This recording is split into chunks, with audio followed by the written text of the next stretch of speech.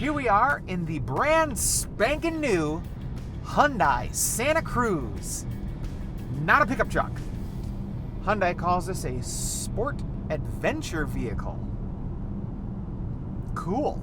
Hyundai says this vehicle takes the best of cars, unibody chassis, enclosed cabin space, really good ride with McPherson struts and coil springs up front and multi-link suspension in the rear. Crossover utility vehicles, roomy, better ride height, all-wheel drive, and features of a pickup truck like an open bed in the back. It's a lifestyle vehicle meant for people who work during the week and then go kayaking or canoeing or biking or taking kids to soccer fields and you throw dirty stuff in the bed. That all sounds like a whole lot of marketing hullabaloo. However, having spent a week with this thing, I've done all of those things. And it's really cool. This is a very useful vehicle. So, the Hyundai Santa Cruz is underpinned by pretty much the same chassis and running gear as the new 22 Hyundai Tucson, and that's no bad thing. You've got two engine options. There's a naturally aspirated 2.5 liter 4-cylinder engine that's good for 191 horsepower, 181 pound-feet of torque. The naturally aspirated engine is paired up with an 8-speed automatic.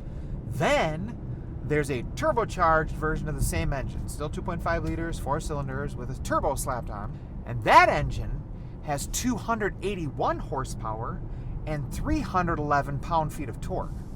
The turbocharged engine is also paired up with an 8-speed dual-clutch transmission that you can paddle shift if you feel so inclined. It handles great. The ride is really, really good for a vehicle like this, but no sports car is the Santa Cruz. Ugh. And it's not meant to be. And we have the fully spec'd out Limited. Base price of the Santa Cruz is just over $23,000 for a front-wheel drive, naturally aspirated 4-cylinder, all the way up to about $40,000. There's mosquitoes in here. If you go up to the Limited spec, you're going to get everything: all-wheel drive, turbocharged engine, the whole kit and caboodle. Heated seats, cooled seats, heated steering wheel, a 10.25-inch touchscreen versus the standard 8-inch touchscreen. This thing is fully loaded, and at $40,000, it should be. So what makes it so cool? Well, I did throw my bike in the bed. If I took the wheel off the front of my bike, I could have shut the tailgate. I just bungee corded my bike in the bed because there are adjustable D-rings that slide up and down little tracks in the bed, and they work fantastic. The bed is really cool. It's only 52 inches long, so it's just over 4 feet long. And you would think maybe that's not a lot of room. We moved our daughter into her college apartment this weekend, and we're able to fit all kinds of stuff in the bed.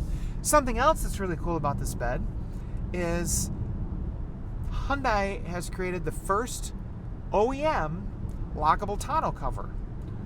You don't have to go aftermarket for that. It's a molded composite bed, so you don't have to worry about getting scratched up or dirty or anything like that. There's storage underneath the bed, which has sort of become in vogue, but it works. There's a pretty deep tray with a drain plug. You can throw ice in there and a whole bunch of beverages of choice and go tailgating. Keep everything cool. When you're all done, just pull the plug, let it drain out the bottom. Very cool. There are built-in steps in the rear bumper to get up in the bed. There's LED lighting in the bed, which you get in the upper level trims. One other really neat thing about the bed is you would say a 4-foot bed you can't fit in sheets of plywood. So what the designers did is above the rear wheels, the bed is flat. So there's like a little shelf above the rear wheels. You can adjust how far the tailgate drops down. It's a soft opening tailgate, and then you can just move the cable and it'll stop even with those flat spots above the rear wheels. When that is done, that's like a little tripod where you can put 4x8 sheets of plywood or drywall or whatever. Smart. And there's also like a 115 volt outlet in there. There's side storage. This vehicle is really, really well executed. It's probably one of the best executed vehicles of a concept design I've ever seen. Then there's the tech. There's a lot of tech built in here. In fact, here's a list. Forward collision avoidance assist with pedestrian detection, blind spot collision avoidance assist, rear cross traffic collision avoidance assist, surround view monitor, blind view monitor, leading vehicle departure alert, intelligent speed limit assist, driver attention warning, lane keeping assist, lane following assist, highway driving assist, navigation-based smart cruise control with curve control, safe exit warning, rear occupant alert, body side reinforcements, anti-theft system integrated with remote keyless entry and panic alarm, and an immobilizer. And as mentioned, smart cruise control, which I'm going to go ahead and put this on. And I'm going to put like the driver assist on here. And I get a little green steering wheel thing. And I kid you not, this is really good. And will keep me a certain distance from the car in front, all the way down to a stop, starting up again. And it's a long time before the vehicle tells me I need to keep my hands on the wheel. Yeah, as long as the paint marks on the road are clear, the Santa Cruz will just drive you, which is really cool. It's not fully autonomous. Don't think it's that. It's not. But it does a really good job of emulating that. It also tells you if the vehicle in front of you is driving away, because we have a lot of distracted drivers these days, and a lot of people need that feature. And it also tells you you need to look in the back seat when you get out. And these little gauges in your digital cluster here are so cool.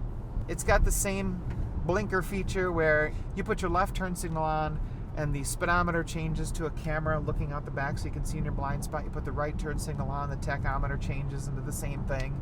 When you change modes, because there's different driving modes in the Santa Cruz. From normal to sport, it does this flashy little thing. Ooh, and it changes the trim color to red. And then you can go to smart driving mode where it tries to, get the best fuel economy and also drives to your driving style. And then there's snow as well. Those different driving modes change how the H-Track all-wheel drive system sends power to the different axles and different wheels. So the H-Track has an electronic variable torque split clutch with active torque control. And what that means is it really does send torque to different spots depending on traction conditions, including when you put it in sport mode, like now, it's shifting differently, downshifts quicker. You feel all 281 horsepower and 311 pound-feet of torque. Get this baby up to speed. But in sport mode, the all-wheel drive system will send more torque to the rear axle. That's pretty cool. If you're in snow, it really tries to monitor wheel slippage, and it is on-demand all-wheel drive. That's the kind of stuff buyers are looking for. Do they really need 4 high and 4 low? Most people don't. There are people that do, don't get me wrong. But everybody running around in a full-size pickup truck is not necessary.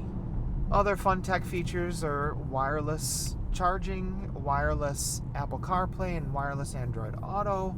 Basically all the stuff you need. And this is a really nice gauge cluster. It does reflect a lot. I wish it wasn't just glossy black, because it is a little blinding if the sun hits it just right. Other storage, other than the bed, the back seats in here, little pull tab, flip up. Real simple, real easy, and there's under seat storage. The only bad thing that I've seen about the rear seats in the Santa Cruz is legroom is a little less than I would prefer, but again, I'm a very tall person. We did have 3 of us, 6 foot and over people in here moving my daughter into college, and we're able to do that just fine. But it's just a little cramped. And also, there's no flip-down armrest in between the seats in the back, which means you've got cup holder in the door, and that's it. You can tow with the Santa Cruz, just like pretty much any vehicle, but Hyundai spent a lot of time, energy, and effort figuring out how you can have a better towing capacity, looking at what the average weight is of a boat or a small camper. So if you get the front wheel drive Santa Cruz, you can tow 3,500 pounds. But if you get the all-wheel drive Santa Cruz, you can tow 5,000 pounds.